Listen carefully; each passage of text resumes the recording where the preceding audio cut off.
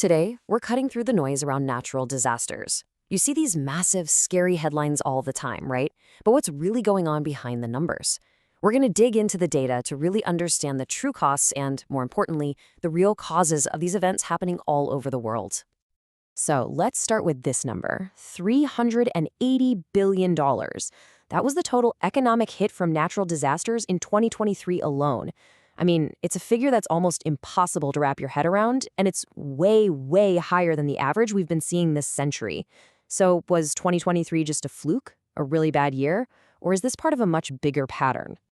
Well, it turns out 2023 was not just some random spike.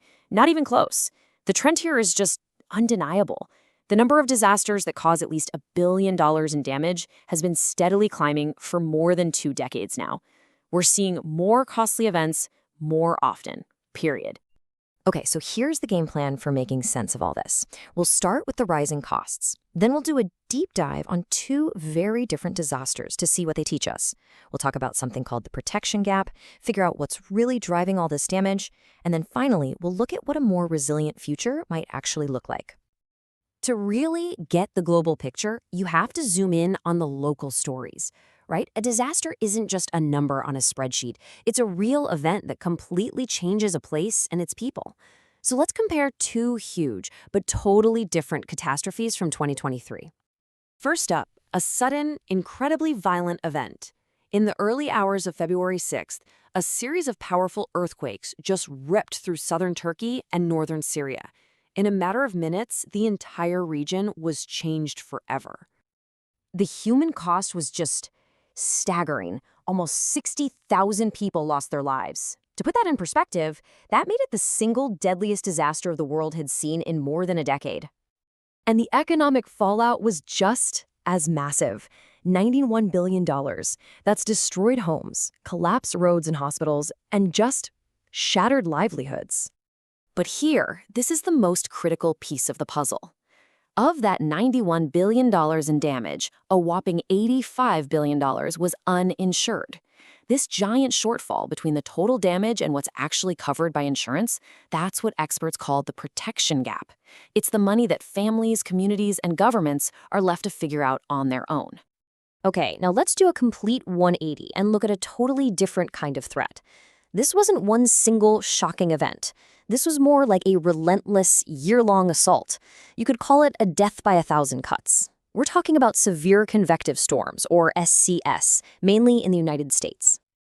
Now, these things, we're talking tornadoes, giant hail, destructive winds, they racked up a record-breaking $71 billion in insured losses in 2023, and an incredible $60 billion of that was in the U.S. alone.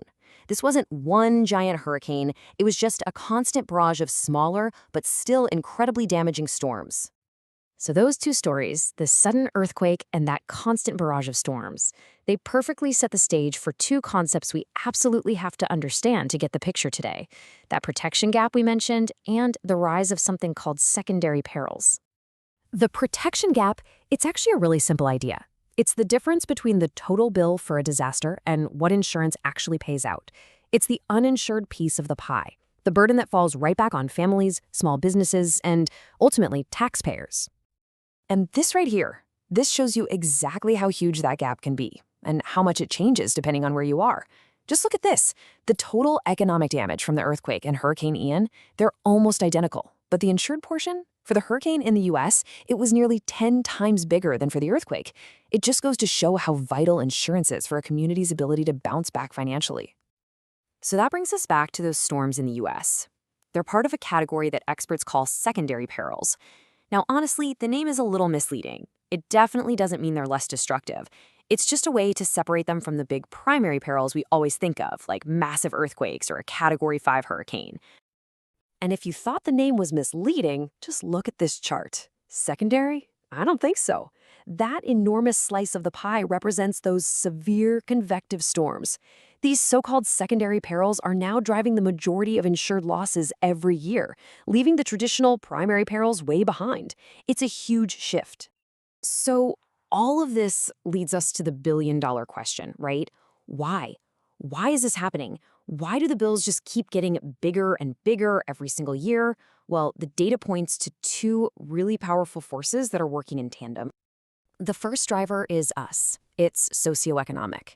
To put it simply, we are building more stuff and more expensive stuff in places that are vulnerable. Think coastlines, river floodplains, and areas prone to wildfires. The second driver, of course, is our changing climate, which is messing with weather patterns and making certain events more frequent or just more intense. And it's so important to give both of those drivers the weight they deserve. As this analysis from Aon points out, a huge piece of the story is simply that there's more value, more homes, more businesses, more infrastructure sitting directly in harm's way. That's a fundamental part of the risk equation that sometimes gets lost in the conversation. Okay, so we've seen the trends, we get the drivers, the data has really laid out the problem for us. The big question now is, what on earth can we do about it? Well, the good news is the path forward isn't some big secret. The same solutions keep showing up in study after study. First, enforce modern building codes. We know they save property and lives. The data from Hurricane Ian prove that beyond a doubt. Second, invest in mitigation before disaster strikes. Things like seawalls or proactive forest management. And third, we have to get better at communicating risk so people and communities can make smarter choices about where and how they build. All right, let's bring it all home. After looking at all this data, all these trends, what's the big takeaway here? Where do we go from here? The data is crystal clear. The world is becoming a riskier place, and it's being driven by that combination of where we choose to live and how our climate is changing.